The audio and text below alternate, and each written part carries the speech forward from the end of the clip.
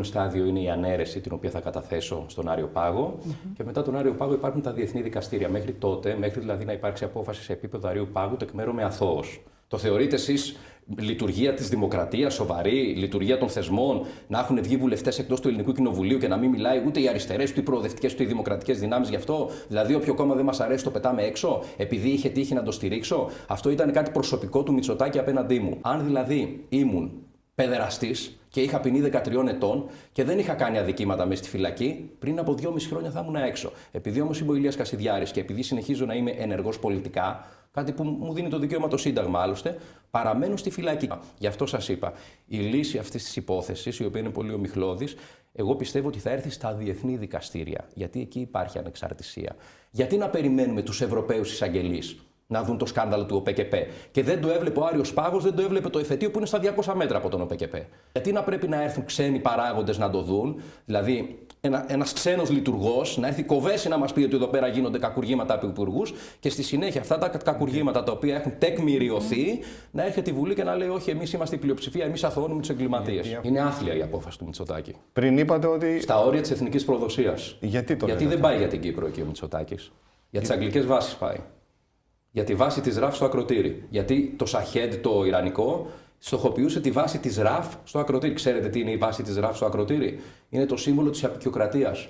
Όταν πολεμούσαν οι αγωνιστές της ΕΟΚΑ και έδιναν τη ζωή τους και τους κρεμούσαν οι Άγγλοι, πολεμούσαν για να φύγει η απεικιοκρατία από την Κύπρο, από την ελληνική Κύπρο. Να το πω αλλιώς, γιατί να στηρίξω να πει κάποιος Κασιδιάρη ή το νέο κόμμα ή κάτι που θέλει να κάνει τέλος πάντων, και όχι αυτά τα κόμματα? Γιατί αυτά τα κόμματα εν ολίγης ελέγχονται από τη Νέα Δημοκρατία. Προέρχονται από τη Νέα Δημοκρατία, τη σαρκός της Νέας Δημοκρατίας και ελέγχονται απόλυτα από την κυβέρνηση Μητσοτάκη. Αυτή τη στιγμή η Νέα Δημοκρατία, ό,τι υπάρχει στα δεξιά της, αν δεν το ελέγχει, το σκοτώνει. Αυτή είναι η πολιτική τους. Τώρα για το Βελόπουλο, ο Βελόπουλος είναι μια ειδική περίπτωση. Είναι η ίδια περίπτωση με Άδωνη, Βορίδη, Πλεύρη. Είναι τα ορφανά του Καρατζαφέρη που ψήφισαν το μνημόνιο, κατέστρεψαν την Ελλάδα με το μνημόνιο. Όσα λέγαμε τότε ότι το μνημόνιο ήρθε για να σώσει τις γαλλικές και γερμανικές τράπεζες και να καταστρέψει την Ελλάδα, σήμερα επιβεβαιώνονται απόλυτα από τα αρχεία Επστάιν. Τον έλεγχο των τιμών τον σταματάει η κυβέρνηση. Δεν υπάρχει κράτος στον κόσμο να επιτρέπει τέτοια σχροκέρδεια. Όμως, έτσι, με αυτά που κάνουν, μπορεί να δώσουν ψήφους και στον Τσίπρα, τον καταστροφέα της Μακεδονίας. Γιατί καλές οι ακριβές πλατφόρμες, όπως είναι η ελληνική FDI, η φρεγάτα που στείλαμε στην Κύπρο, αλλά δεν τη στείλαμε στην Κύπρο για να ενώσουμε την Κύπρο με την Ελλάδα. Τη στείλαμε γιατί οι Ιρανοί διέλυσαν το ραντάρ που είχαν οι Ηνωμένες Πολιτείες στο Κατάρ, του 1 δισεκατομμυρίου, διέλυσαν τις δυνατότητες που είχαν για να ελέγχουν οι Αμερικανοί την Ανατολική Μεσόγειο. Έναν πόλεμο που αφορά. Έχουμε μια απίστευτη είδηση. Ηλίας Κασιδιάρης, Ηλίας.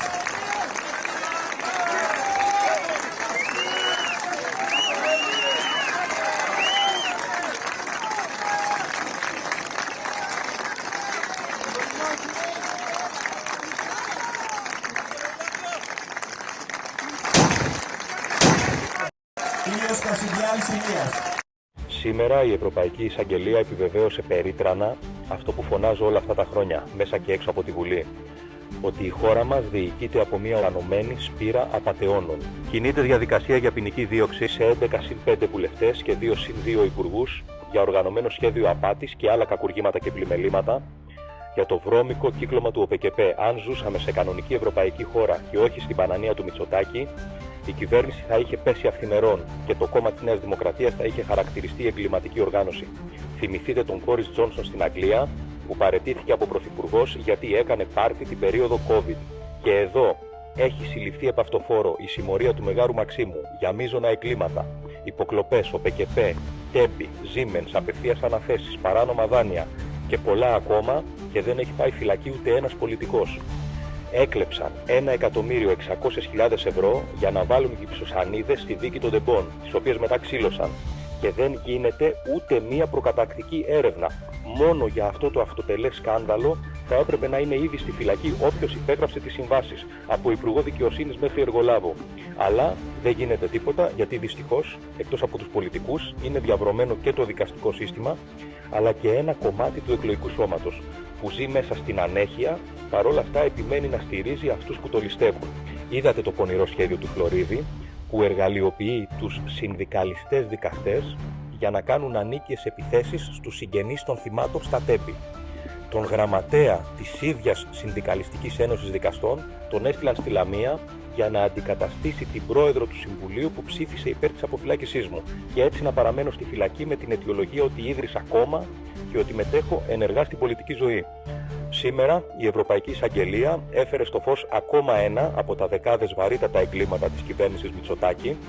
Είμαι βέβαιος ότι αυτό το οργανωμένο εγκληματικό δίκτυο πολιτικών σύντομα θα καταρρεύσει. Θα μεριμνήσω προσωπικά γι' αυτό. Η φυλάκησή μου τελειώνει. Έχουν εξαντλήσει κάθε περιθώριο και δεν μπορούν πλέον να με κρατήσουν άλλο στη φυλακή.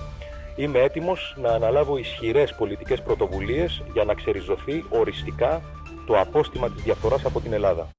Αλλά υπάρχει ένα κίνημα σε ένα κομμάτι της νεολαίας και δυστυχώς είναι ένα κομμάτι που δένει και με οπαδικά ότι κακός είναι ο Κασιδιάρης στη φυλακή.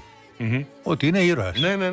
Ότι είναι ένας ήρωας επαναστάτης τον οποίο το αστικό καθεστώς έχει φυλακίσει. Στο έχω πει αυτό. Αγουροξυμμένος πέρσι το πρωί στο φαρμακείο. Πολύ αγουροξυμμένος όμως. Μπαίνω στο φαρμακείο, στο Κυριάννη, εκεί σε εμάς στην Αγαθοπόλεως. Μπαίνω μέσα. Είναι ένας τύπος με γυαλιά ηλίου, 70 αλλά γυαλί ηλίου περίεργο. Ήταν η περίεργη μορφή. Και μου λέει καλημέρα, εσένα σε ξέρω. Να είστε καλά.